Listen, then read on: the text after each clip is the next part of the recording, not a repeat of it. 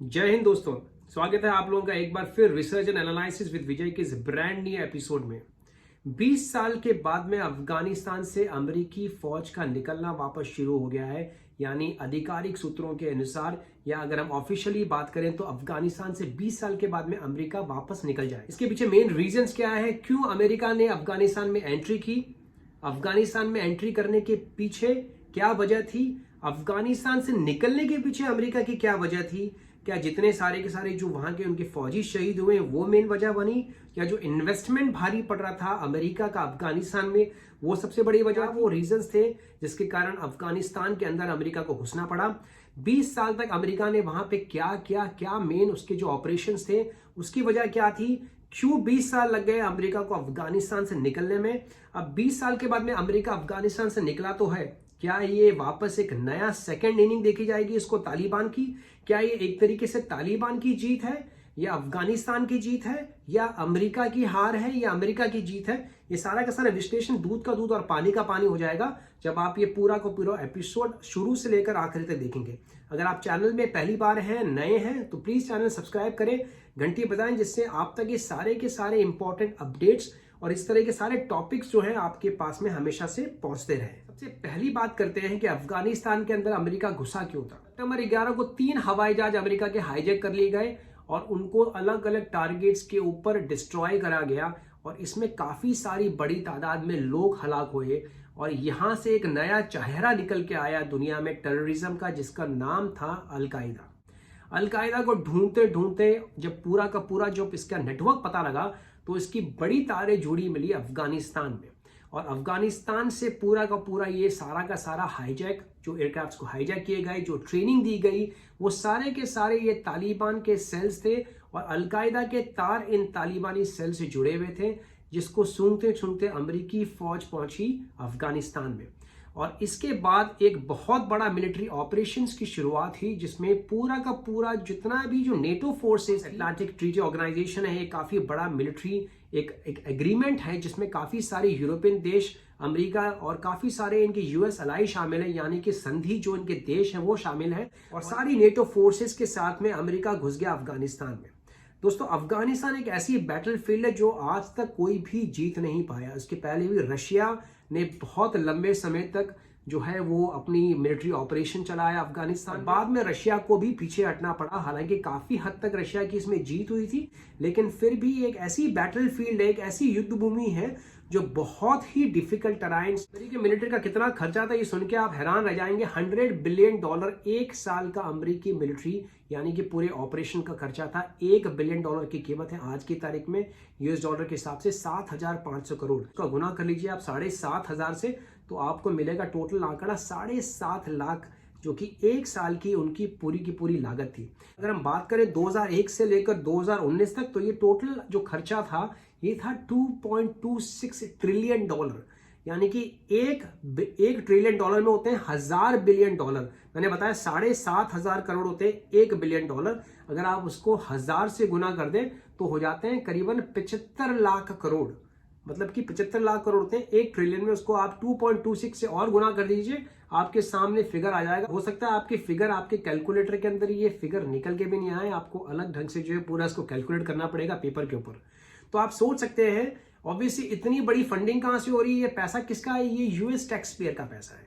ये पैसा किसी और देश को नहीं मिल रहा है, यूएस के को एड की तरह, या जो कहीं दूसरे कंट्रीज जो हैं वो एड नहीं दे रहे, सहायता नहीं दे रहे। ये यूएस का hard earn tax payer money था, और इसके लिए पूरी वहां के पार्लियामेंट के अंदर जो है वो डिस्कशंस होते थे, प्रक्रिया है पूरी की पूरी, कांग्रेस की अलग अलग कमिटीज थी, और काफी जो बाद में जो है कमिटीज ने ऑब्जेक्शन भी उठाना शुरू कर दिया कि क्यों हम इतना पैसा एक ऐसे वॉर के अंदर डाल रहे हैं जो कि आज तक कोई जीत नहीं पाया है, या आने वाले फ्यूचर में शायद कोई भी जीत नहीं पाएगा।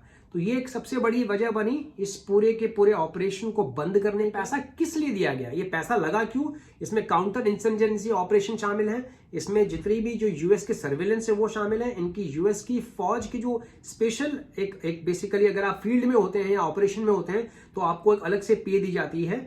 तो वो उसी तरीके से जैसे अगर आप फाइटर्स उड़ा रहे हैं तो आपको फाइटर्स के अलग से पे है, अगर आप सियाचिन ग्लेशियर पे बतौर फौजी आप तैनात हैं तो उसके अलग से पे है।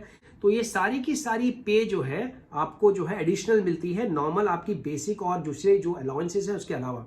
तो स्पेशल फोर्सेस, अमेरिका की स्पेशल फोर्सेस को भी एडिशनल पे मिलती थी। 143 बिलियन डॉलर खर्च हुआ है रिकंस्ट्रक्शन एक्टिविटीज में, यानी इन अंदरूनी हिस्से के अंदर जहां पे भी उनको रोड नेटवर्क्स बनाने हैं, जो भी उनके जो बांध हैं या कोई भी सिविल का जो काम था कंस्ट्रक्शन का, वो सारे के सारे ठेके भी ऑब्वियसली अमेरिकी कंपनी के हाथ में भी गए। उसमें बहुत सारे जो इंजीनियरिंग कंपनीज हैं, इसमें भारत की एल&टी जो है लार्सन एंड टोब्रो वो भी शामिल थी। 88 यानी 88 बिलियन डॉलर खर्च हुआ अफगान सिक्योरिटी फोर्सेस को ट्रेन करने में। उनका लॉन्ग टर्म का विजन था अमेरिका की कि आने वाले समय में पूरे समय तक तो अमेरिका की फौज वहां पे रहेगी नहीं, कभी ना कभी उनको पीछे हटना पड़ेगा। तो उसके बाद में क्या होगा, तो उसकी तैयारी उन्होंने काफी टाइम पहले से, बराक ओबामा जब राष्ट्रपति थे तब से शुरू हो गई थी। और वहां से जो है इन्होंने ट्रेनिंग देना शुरू कर दिया, इक्विपमेंट देना शुरू कर दिया, अपने जो हार्डवेयर है वो देने शुरू कर दिए, जिसमें उनको हर तरीके की जो बैटल की ट्रेनिंग्स हैं, स्पेशल फोर्सेस को ट्रेनिंग है, स्पेशल फोर्सेस के अलग से रेजिमेंट्स भी बनाई गई, वो सारी की सारी ट्रेनिंग शामिल थी।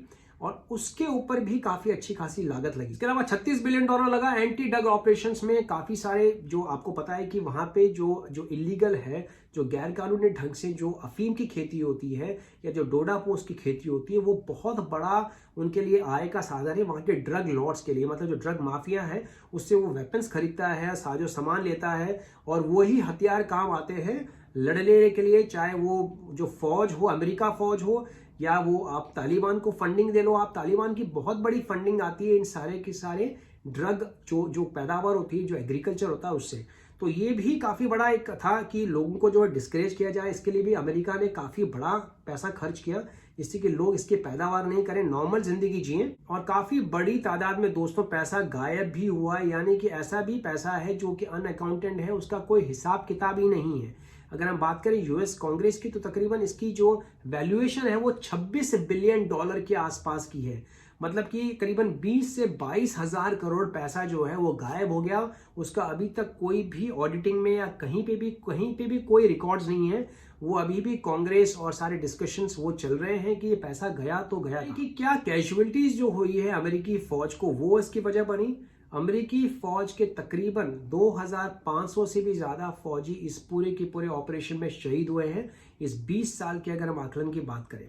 इसके अलावा जो अशरफ गनी हैं वहां के राष्ट्रपति, अफगानिस्तान के राष्ट्रपति, उन्होंने कहा है कि तकरीबन अगर हम पिछले 5 सालों की बात करें तो 45,000 से भी ज्यादा अफगानी फौजी, अफगानी सिविलियन, अफगानी नेशनल सिक्योरिटी फोर्सेस के लोग वहां पे शहीद हुए हैं।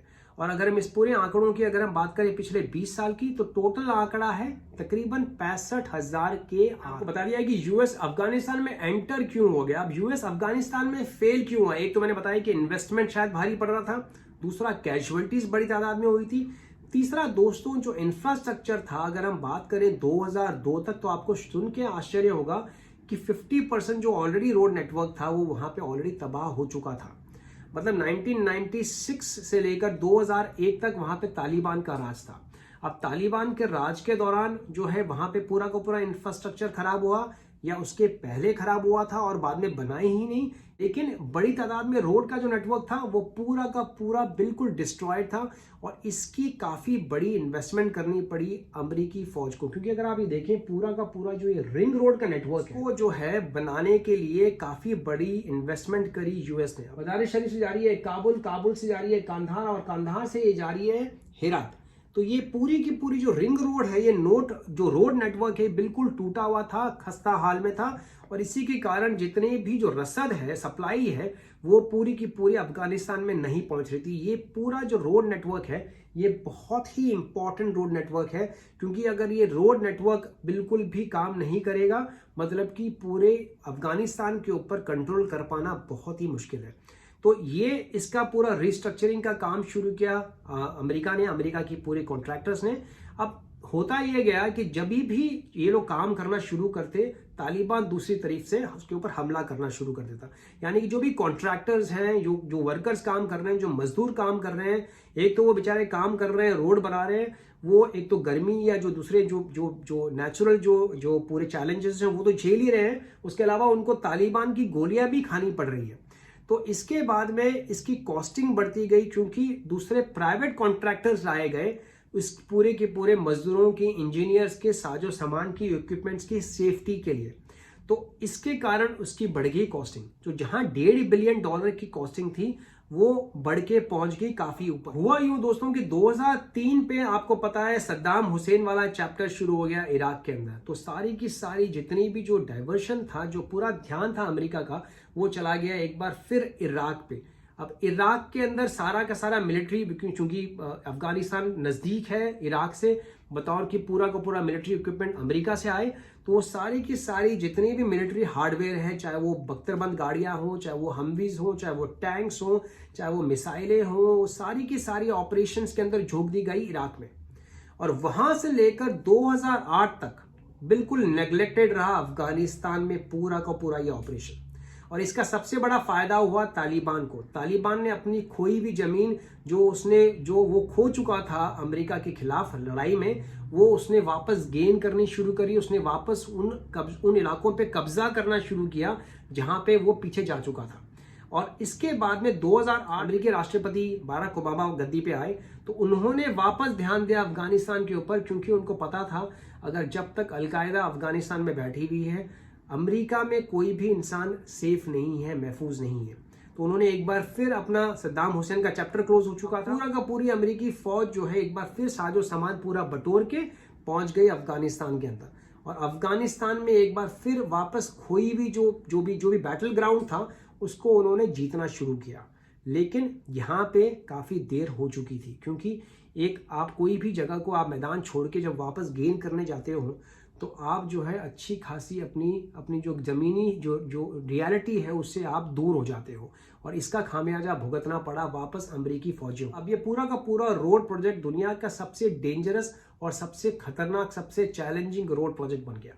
इसकी जो इन्वेस्टमेंट थी वो $1.5 बिलियन से बढ़कर पहुंच गई $3 बिलियन। तो अमेरिकी राष्ट्रपति बाराक ओबामा ने अनाउंस किया कि अब अमेरिकी फौज धीरे धीरे करके वहां से अपनी तादाद कम करती चली जाए। और अब पूरे रोड कंस्ट्रक्शन के अलावा जितनी भी जो इंटरनल सिक्योरिटी है वो आने वाले समय में इसकी जिम्मेवारी होगी अफगान फोर्सेस की और अफगान गवर्नमेंट, क्योंकि अमेरिका को समझ में आ गया था कि ये एक अनविनेबल वॉर है और इसका खामियाजा काफी लंबे समय तक भुगतना पड़ेगा अमेरिकी फौजियों को, उनके परिवार को और यूएस के टैक्स पेयर्स। 2021 में इसी साल जो पीस टॉक्स हुए थे जो कतर के अंदर यूएस के बीच में और तालिबान के बीच में और अफगान गवर्नमेंट के बीच में, उसी के बाद से ये अनाउंसमेंट हुआ था कि धीरे धीरे जो है अफगानिस्तान से अमेरिका अपनी फौज निकालना शुरू कर देगा। तो जो बिडेन जो अमेरिकी राष्ट्रपति हैं, जो अभी के मौजूदा राष्ट्रपति है, उन्होंने अनाउंस किया करीबन 1 से 1.5 महीना पहले कि सितंबर 11, 2021 यानी आने वाले सितंबर 11 को अमेरिकी फौज ऑफिशियली बिल्कुल निकल जाएगी अफगानिस्तान में और पीछे रह जाएंगे केवल मुट्ठी भर 5,000 वो सैनिक जो सपोर्ट देंगे जितनी भी गवर्नमेंट जो एजेंसीज हैं वहां पे, डिप्लोमेटिक मिशंस हैं, यानी कि जितनी भी जो राजनयिक बिल्डिंग्स हैं उनको सपोर्ट दिया जाएगा। काबुल का जो मेन एयरपोर्ट है उसकी सिक्योरिटी भी इन 5,000 सैनिकों के हाथ में रहेगी। अगर काबुल का एयरपोर्ट वापस अगर तालिबान के कब्जे में अगर आता है तो एक तरीके से ऑफिशियली अफगानिस्तान वापस जो है पूरा नीचे बैठ जाएगा। के बाद से जो ताबड़तोड़ वापसी शुरू हुई है रातों रात। बरगाम का जो एयरबेस था, जो कि मेन एयरबेस था पूरी की पूरी सप्लाई के लिए, पूरी की पूरी रसद पहुंचाने के लिए फॉरवर्ड बेसिस में, वहां से जो है रातों रात अमेरिकी फौज जो है वो निकल गई है। और वहां पे उन्होंने अफगान नेशनल फोर्सेस के सैनिकों को भी नहीं बताया कि वो आज रात को जाने वाले, मतलब अगर आज रात को जा रहे हैं तो उन्होंने बताया ही नहीं कि आज रात को जो है एक स्पेशल एयरक्राफ्ट के अंदर जो ट्रांसपोर्ट एयरक्राफ्ट है C-130 उसमें से जो है ये निकल जाएंगे। और निकलने के बाद में उनको इन्फॉर्म किया कि दूसरी तरफ तालिबान ने साफ किया रिकंस्ट्रक्शन एक्टिविटी में चाइना की मदद ले। तो क्या ये एक तरीके से चाइना की भी ऑफिशियली या अनऑफिशियल एंट्री होगी अफगानिस्तान के अंदर? देखिए, चाइना जो है वो इतना बड़ा एक तरीके से साहूकार है। चाहे वो श्रीलंका की बात करें, जो श्रीलंका में पोर्ट का मामला हुआ था जिसमें काफी सारी फंडिंग उसने जो है जो ईस्ट कोस्ट पे जो पोर्ट है उसमें बनाई गई, और उसके बाद मालदीव्स के अंदर जो पूरा का पूरा रिस्ट्रक्चरिंग, और उसके बाद मालदीव्स के अलावा मॉरिशस, सेशल्स, यहाँ सारे के सारे इंडियन ओशन, हिंद महासागर के अलग अलग द्वीपों के ऊपर चाइना ने जिस तरीके से अपनी पकड़ बनानी शुरू करी, क्योंकि चाइना फंडिंग के नाम पे बड़े आसानी से घुस पाएगा अफगानिस्तान में, और अफगानिस्तान को चाहिए पैसा, उनको चाहिए इंजीनियरिंग, और तालिबान ने कहा है कि वो सारे के सारे इंजीनियर्स, सारे के सारे मजदूरों को सपोर्ट देगा, वो सारे प्रोटेक्शन देगा, उनको किसी भी किस्म में घबराने की जरूरत नहीं। ऑब्वियसली अगर आप खुद ही थानेदार हो और थानेदार ही जो है वो कुख्यात है, तो फिर आपको जो है घबराने की वैसे भी कोई जरूरत। तालिबान ने 3-4 दिन पहले जो नया फरमान जारी किया है कि जितने भी पुरुष हैं वो बिल्कुल भी स्मोकिंग नहीं कर पाएंगे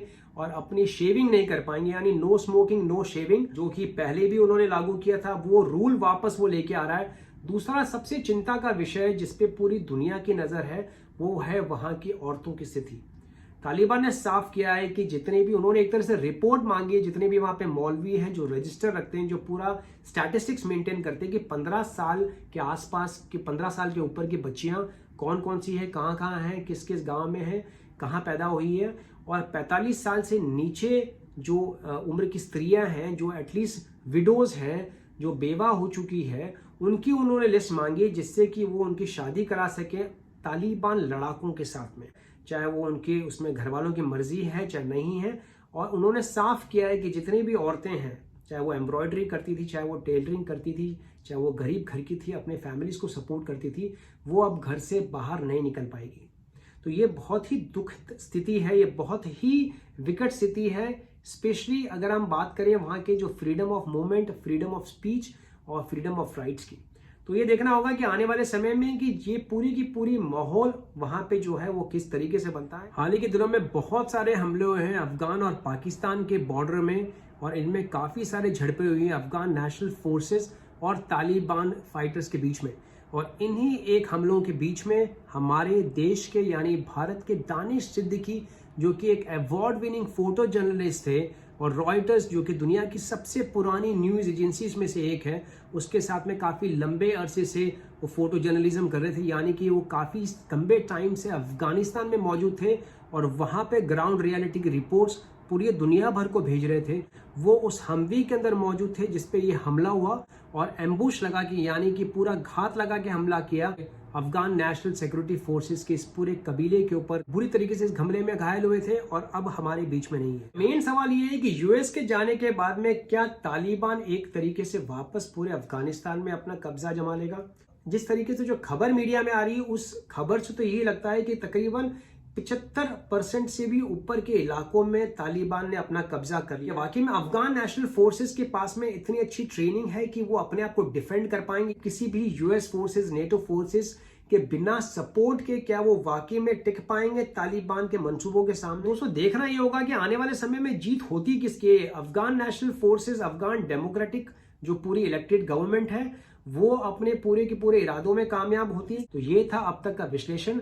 अगर आपने चैनल सब्सक्राइब नहीं किया दोस्तों तो चैनल सब्सक्राइब करें। इस तरह के सारे नए नए टॉपिक्स और सारे इंपॉर्टेंट मुद्दों पे मैं आप लोगों के सामने लेके आता रहूंगा एक नया रिसर्च का एंगल। तो आज तक के लिए इतना ही। रखें अपना ख्याल। जय हिंद।